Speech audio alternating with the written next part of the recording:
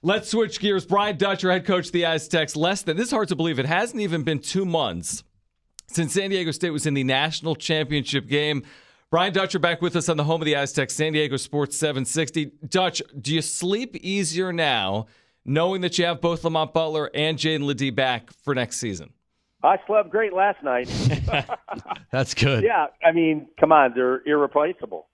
And because of their experience, because of what they've meant to our program, and have a chance to get them both back for senior years. Obviously, Jaden, the bonus year, is going to be great for the Aztecs and great for the city of San Diego. When they go through this process, Dutch, testing NBA waters, working out what Lamont specifically went through in Las Vegas, how is that going to make them better players for your program here coming up this fall?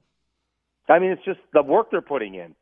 They're working to try to become a professional, but all that work translates to being a really good college basketball player, and they're both worked extremely hard over the summer, and now they've got more work to do, and they're grinders. They work every single day.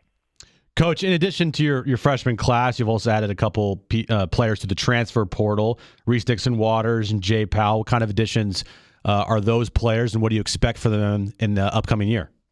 Just guys that have played a lot of basketball. Reese obviously played a major role at USC, sixth man of the year in the Pac-12.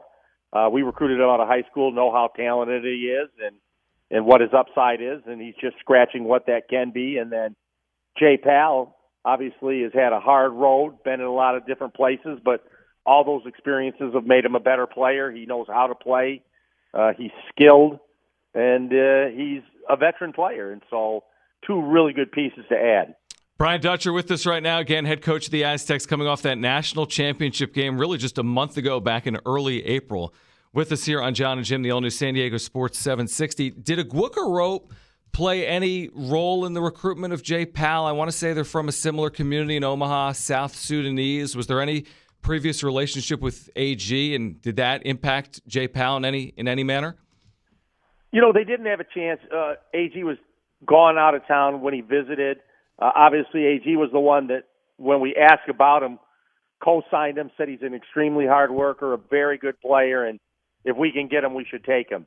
And when AG says that, you do it. He knows basketball. He knows Jay Powell from Omaha, and just co-signed him more than anything. And then actually, AG was in the office today, and he said when Jay Powell got back from his visit, he saw him in Omaha. So they've known each other, and I'm sure AG, in his own way, was important to us getting Jay Powell for that last year. Coach, last year during the Final Four, you said multiple times that you think that this year's team coming up here could be really, really good too. And a lot of players we haven't seen yet, and you have really good players on your team. A couple of those, Miles Bird, Elijah Saunders. What do you expect their roles to be like in the upcoming season? Well, they've got to be major contributors this year with what we've lost, but what we have coming back is also good with them. Jaden Ledee, Lamont Butler, Darian Trammell, Micah Parrish. I mean, those are very good players that played instrumental roles for us. And then you got Elijah Saunders, like you said, Miles Bird, and the list goes on. And so we're talented. We have a lot of returning talent that has played a lot of important minutes for the Aztecs. And so DeMarshe Johnson has just been waiting for his chance, and he's working hard this summer. So we've got guys you haven't seen on the floor that are going to be very important to us next year. Brian Dutcher with us right now. So, Dutch, I see on social media a lot, do the Aztecs need to add another forward? When you lose Nathan Mensah, I want to say you still have 2 scholarships open, but you typically keep one heading into a season. So do you plan on still using a scholarship, and are you looking at a front court or a 5-type player to potentially bring in or not? Yeah, if we could add a 5-man, we would. It has to be the right fit, because the 5-man we got in the program are already very good. DeMarshe's a very good player that just needs an opportunity. He'll be his 3rd year in the program. Redshirted 1 year and was behind some really good players last year. So he's shown flashes in practice. And so that doesn't give comfort to the fan base, but it's comfortable to the coaches because we've seen what he's done. And then obviously Miles Heide, our freshman big coming in from Seattle, I'm in love with Miles. I think he's a fantastic player. And, as much as everyone has relied on us being old, they got to think back to Nathan Mesa was a 5-year starter. Matt Mitchell was a 5-year starter. Or 4-year starter. So we've had freshmen that have cracked the lineup. And so we'll see if any of these young guys are ready for those type of minutes. And another young guy that you have, B.J. Davis, incoming freshman. What can you tell us about him entering the program? He's a dynamic player. He can score the ball. He's extremely quick. He guards at a high level, which you have to do to be an Aztec. And so our pieces, even though we have 11, I don't want many more than that because they can all play. And it's going to be a challenge enough getting them all on the floor. But I would say if we could find a 5-man late, a shot blocker type of a player, that we'd be interested in looking at that. All right, so Brian Dutcher with us right now. Dutch, I want to say throughout the tournament run, because you were asked so many questions by the media because there's all that media availability, you were asked about the role of NIL, and you said, listen, we've been good without being, these $1 million collective. We haven't been that $1 million collective program. We're probably not going to be that program in the future either. So what role is NIL playing, and how does your program navigate it? We have to have NIL or we won't be relevant.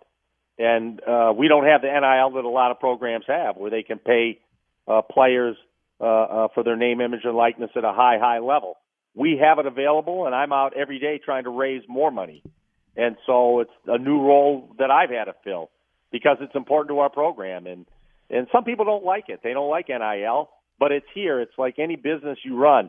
They change regulations, and you adapt to those regulations in whatever business you're in order to be competitive. And so we're adapting to what it is.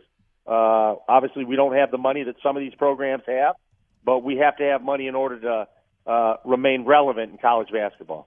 Have you turned your attention at all to scheduling next year, specifically the non-conference schedule for you guys yet?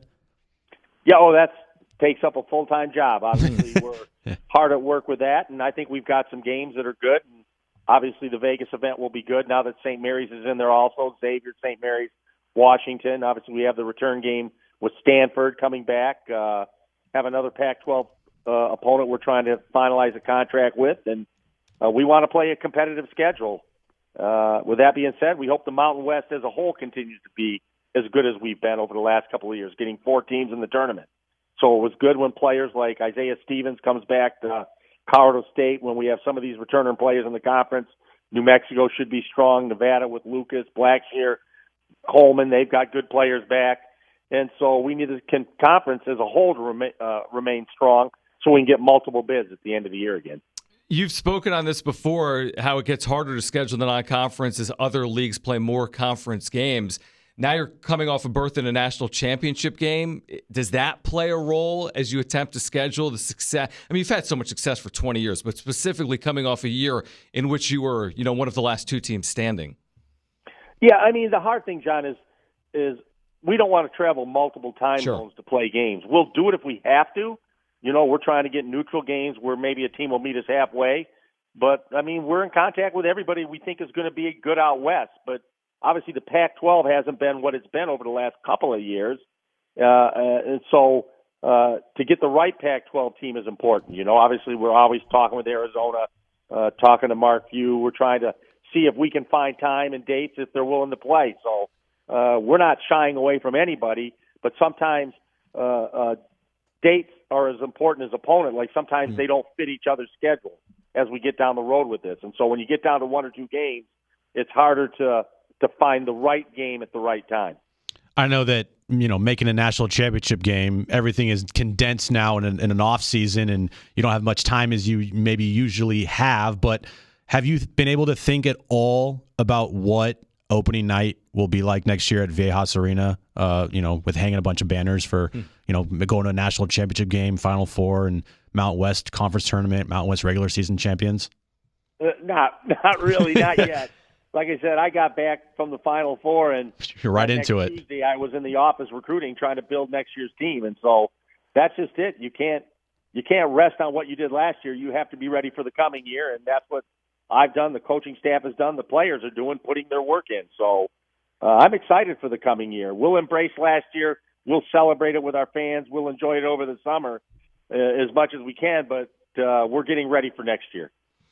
Any summer vacation? I mean, like you said, you just go, Dutch. Do you take any time? Is there any vacation with the family in June, or you just keep going here No, we'll find some time to vacation a little bit, and usually that's getting back to Minnesota, Wisconsin to see family, get out to a lake cabin and see my dad, my mother-in-law, and things like that, travel back to see family, and that's always the most important thing to us.